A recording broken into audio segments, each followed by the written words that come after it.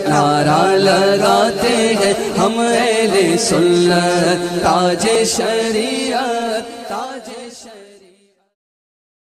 نواں حصہ، سبق نمبر 7، حاضری سرکار اعظم صلی اللہ تعالی علیہ وسلم۔ مسجد نبوی اور روضہ انور کی زیارت کے آداب کیا ہیں؟ سرزمین عرب کا یہ وہ مبارک خطہ ہے جس کی بابت کہا گیا ہے کہ با ادب با نصیب کا سراپا بن کر حاضری در والا کو مقصود بناؤ۔ حاضری میں خاص زیارت اقدس کی نیت کرو اور راستہ بھر درود شریف و ذکر شریف میں ڈوب جاؤ۔ جب حرم مدینہ نظر آئے، روتے سر جھکاتے، آنکھیں نیچی کیے ہوئے اور ہو سکے تو پیادہ ننگے پاؤں چلو، اور جب شہر اقدس تک پہنچو تو جلال و جمال محبوب کے تصور میں غرق ہو جاؤ۔ جب قباء انور پر نظر پڑے، درود و سلام کی کثرت کرو۔ حاضری مسجد سے پہلے تمام ضروریات سے جن کا لگاؤ دل بٹنے کا باعث ہو، نہایت جلد فارغ ہو کر وضو اور مسواک کرو اور غسل بہتر، سفید و پاکیزہ کپڑے پہنو اور نئے بہتر، اور خوشبو لگاؤ اور مشک افضل۔ اب فوراً آستائن اقدس کی طرف نہایت خشوع و خضوع سے متوجہ ہو اور در مسجد پر حاضر ہو کر صلاۃ و سلام عرض کر کے تھوڑا ٹھہرو، جیسے سرکار صلی اللہ تعالی علیہ وسلم سے اجازت مانگتے ہو۔ بسم اللہ کہہ کر سیدھا پاؤں پہلے رکھ کر ہمتن ادب ہو کر داخل ہو۔ آنکھوں، کانوں، زبان، ہاتھ، پاؤں، دل سب خیال غیر سے پاک کرو اور سرکار ہی کی طرف لو لگائے بڑھو۔ ہرگز مسجد اقدس میں کوئی حرف چلا کر نہ نکلے۔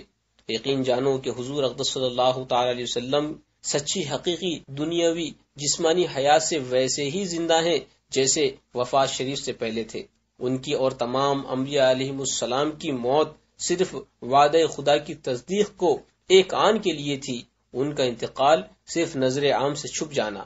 اب اگر جماعت قائم ہو، شریک ہو جاؤ کہ اس میں تحیت المسجد بھی ادا ہو جائے گی، ورنہ اگر غلبہ شوق مہلت دے اور وقت کراہت نہ ہو تو 2 رکعت تحیت المسجد اور شکرانے حاضری دربار محراب نبی میں، ورنہ جہاں تک ہو سکے اس کے نزدیک ادا کرو۔ ادب کمال میں ڈوبے ہوئے، لرزتے کانپتے، گناہوں کی ندامت سے پسینہ پسینہ ہوئے، عفو و کرم کی امید رکھتے ہوئے مواجہ عالیہ میں حاضر ہو۔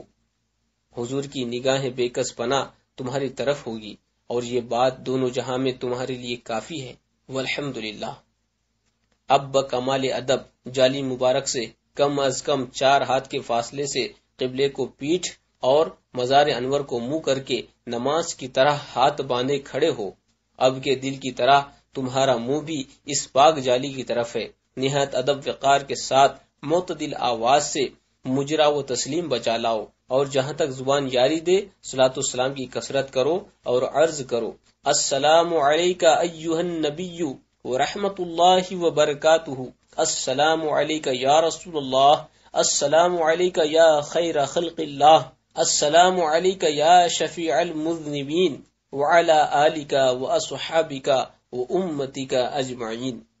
حضور صلی اللہ تعالی علیہ وسلم سے اپنے لیے، اپنے ماں باپ، پیر، استاد، اولاد، عزیزوں اور دوستوں اور سب مسلمانوں کے لیے شفاعت مانگو اور بار بار عرض کرو: اسألک الشفاعۃ یا رسول اللہ، اسألک الشفاعۃ یا رسول اللہ، اسألک الشفاعۃ یا رسول اللہ۔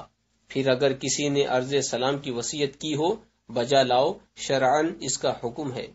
پھر اپنے دائنے ہاتھ یعنی مشرق کی طرف ہاتھ بھر ہٹ کر حضرت صدیق اکبر رضی اللہ تعالی عنہ کے چہرے نورانی کے سامنے کھڑے ہو کر عرض کرو: السلام علیکہ یا خلیفۃ الرسول اللہ، السلام علیکہ یا صاحب رسول اللہ فی الغار ورحمۃ اللہ وبرکاتہ۔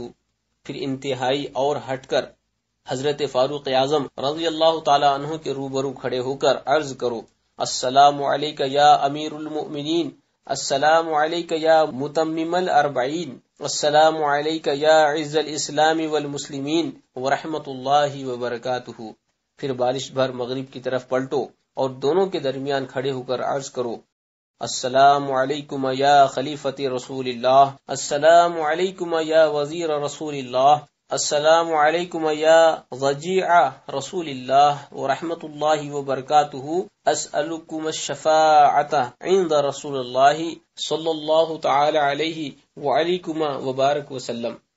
یہ سب حاضریاں محل اجابت ہے، دعا میں کوشش کرو، دعائے جامع کرو، درود پر قنات بہتر، پھر روزے جنت میں آ کر 2 رکعت نفل جبکہ وقت مکروہ نہ ہو پڑھ کر دعا کرو۔